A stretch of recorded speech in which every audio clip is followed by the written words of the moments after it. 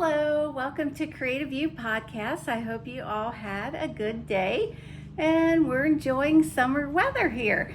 So let's get to it. Let's do our knitting and crocheting. Crocheters, it's been a little late on the crochet, but Katie Chrisman agreed to do a podcast with me. She is like crocheter extraordinaire, and it'll be like a Thanksgiving dinner of crochet. Some years ago we did foster care with a 14-year-old boy. He had been in institutions and foster homes most of his life, and we had family over, and I like to cook and bake. And I remember he said to me, "Is this Thanksgiving?" It was really sweet. One of my patients at the time, when I was practicing as a family practice doctor, said, I just can't imagine what that would be like the joy of having a family, like, wow, I got a family.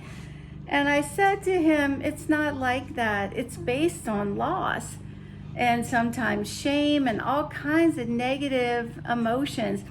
I said, suppose a car pulled up in front of your house, took you out there, took you to a strange house, maybe a strange city, of a woman you didn't even know, and said, okay, now she's going to be your wife, and her children, they'll be yours, and her family will be yours, and you just feel like your world fell in.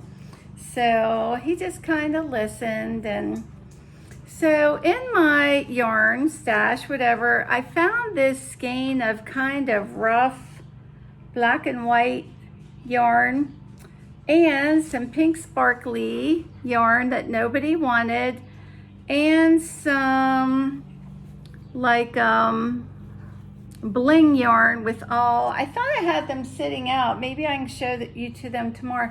But I decided just to do some double crochet and single crochet and just make myself a fancy scarf. And I always pick on people at the shop that they pick out yarn that matches their clothes. Well, look at me. Lisa came in today with this washed out, like a sun-faded looking peach top. What did she buy? Sun-kissed peach colored yarn. Not just peach yarn to match her top, but sun-faded yarn. So here I am. Woohoo! Look at me. All happy. So what is the secret to having joy? It's Jesus. Honestly, it is. So this is the time when I want to finish up things I've started. So I have a major problem with distraction. And I am working on Whisper, which is like a little summer capelet. I now have my pretty lace sections done. And now I'm just going to knit down, and then I'll do more lace sections. So more on that later. That's done with Hempathy, and that feels really nice. And it's hard after you knit with yarns like that are like drapey and summer yarns, to think about doing something in a heavy acrylic. So lately at the yarn shop, I've been pulling out all this Aran weight yarn. Now that's Red Heart weight. That's heavier than worsted. It's a heavy worsted. But if you have a yarn that's drapey, like the Toad Pond top I'm working on, it's not going to feel heavy.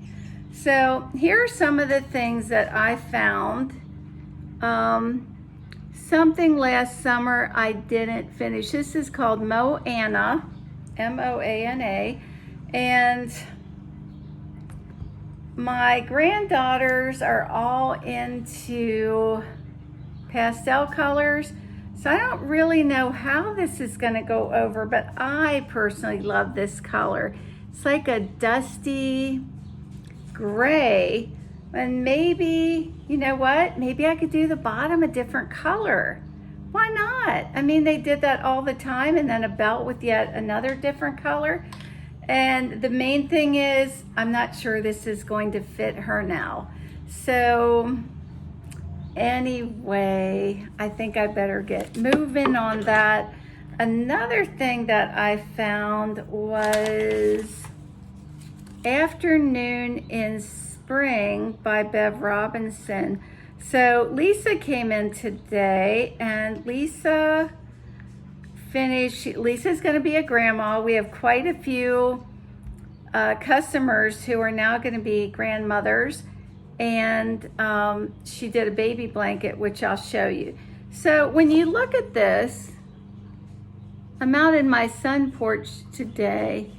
It doesn't really look like much. Some of you don't know, there's a section you can go to that says yarn ideas, and you can see the different yarns that people used. And one of the yarns was, because this shawl isn't done with fingering weight, although I guess you could, with a polyester yarn called Maypole. Maybe it's not in here.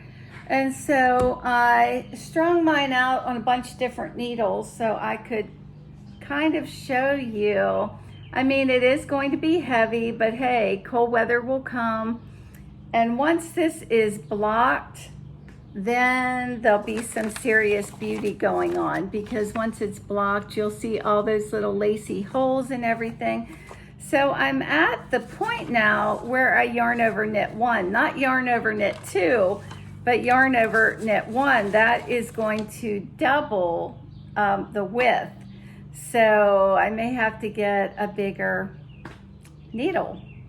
So my little baby dress, you know, sometimes these little projects, you feel like you work and you work and you work and you're not getting anywhere. So this is the back, and I had that one. I didn't realize the color pulling till I saw that. Wow, talk about tie-dyed look. Woohoo. Wow, somebody wet their diaper and it bleached the dress. But apparently from the waist down on a baby should be 8 inches. I really was hoping not to open another ball, because not everybody can spend $20 on a baby dress. I mean, if you can, great, but you know, I have some seniors and all that just can't do that. So to finish up, oh, I want to show you what Lisa made.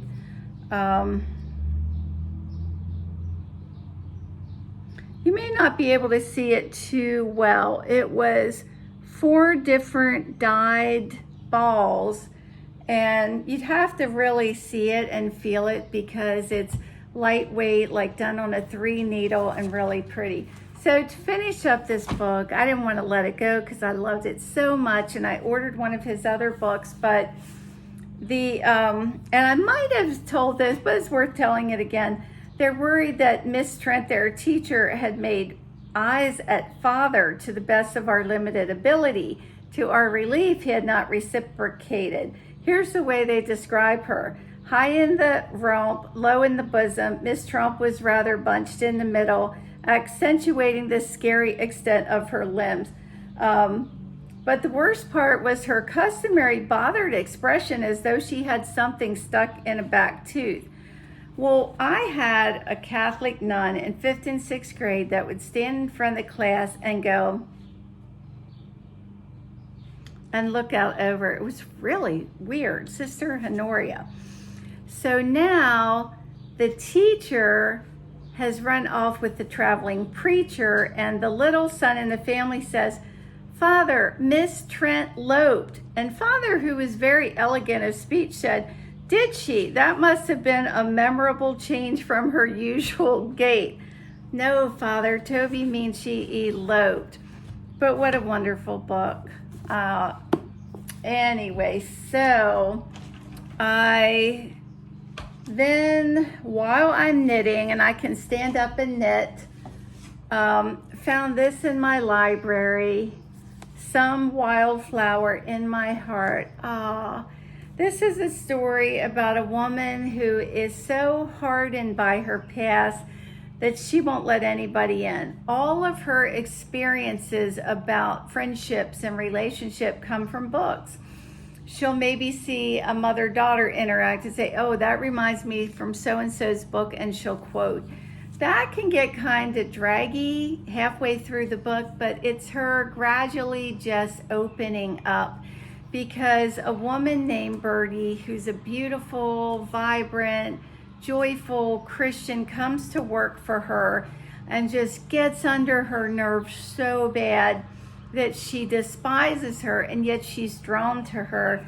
Beautiful story. So this was written by Jamie Langston Turner, and I went to Edward Hamilton Books or eBay, and oftentimes you can find a good deal because paperback books have gotten expensive. And also The Joy of Knitting. And I've been reading through this, and she talks about how at one time knitting and crocheting was essential for clothing, for socks, for practical. So after World War II and all that, it was looked upon as something you wanted to get away from. Well, I don't have to knit anymore. I don't need to crochet anymore. And I don't know if any of you ever saw the TV series Larkspur to Candleford, but Queenie, the character of Queenie, who later she went on the Midwife show, she would sit and do bobbin lace. Holly, hi Holly. Holly does bobbin lace. And I remember the time that she went to the store and she was told we will no longer be handling handmade lace. We now have machined lace. It's like, oh. So she talks about Virginia Woolf's book, In the Lighthouse. And Woolf's heroine, Lily Briscoe, is struggling to be an artist in a society that pressures her to marry and become a mother. So then there's a character named Mrs. Ramsay who has been a traditional mother and wife. So Lily paints. Mrs. Ramsay knits stockings. So Lily realizes that her sense of her own identity is stronger, but then she can also see the value of Mrs. Ramsay. So anyway, she says things kind of come full circle. Now we knit and crochet because we want to. We have a desire to make something special and beautiful. And she says, we've returned to an era of one-of-a-kind and pride in craftsmanship. We honored the patience as well as artistry of our foremothers' work. If your time is valuable and whose isn't, and if your care and effort are valuable, the process of choosing your products and material gets more complex, and rightly so. I get angry when I hear knitters say, oh, any cheap yarn will do. It's just to keep my hands busy. If you don't respect your work, no one else will.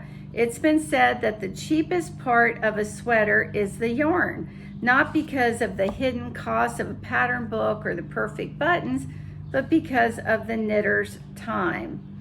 Even if I'm just whipping up a simple baby sweater that will be done in a week, I want the best materials I can afford so that the sweater lasts through several wears and many washings. I hope that it will be handed down in the family and so forth. So I remember one time a woman came in and she wanted the cheapest thing that she could find because she was donating it to a charity, and she said, my time is my gift. I'm not spending money on yarn. Her husband's like, that's right, you're not. I thought, oh, ouch.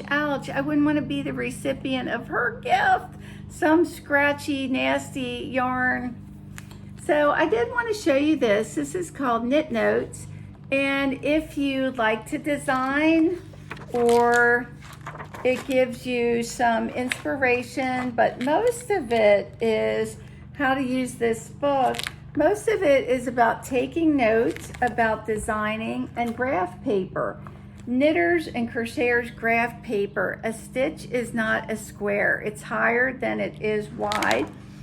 And then places to put photos of completed projects and pattern notes. And then in the back, all the measurements and things that you would need to design, and sizes and widths and all of that. It's a really neat thing if you like to design. And so last, I got my husband a book, Monumental Myths of the Modern Medical Mafia and Mainstream Media, and the multitude of lying liars that manufactured them. And I was reading that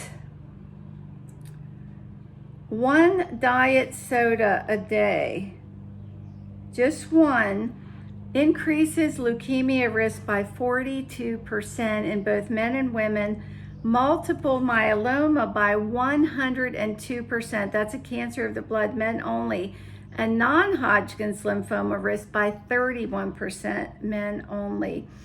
One diet soda a day increases the risk of heart disease and strokes by a whopping 44%.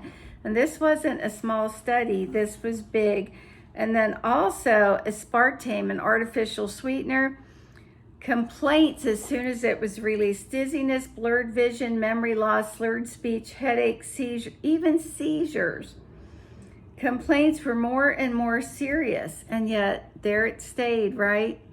It was capable of producing brain tumors and brain cancer. Isn't that horrible?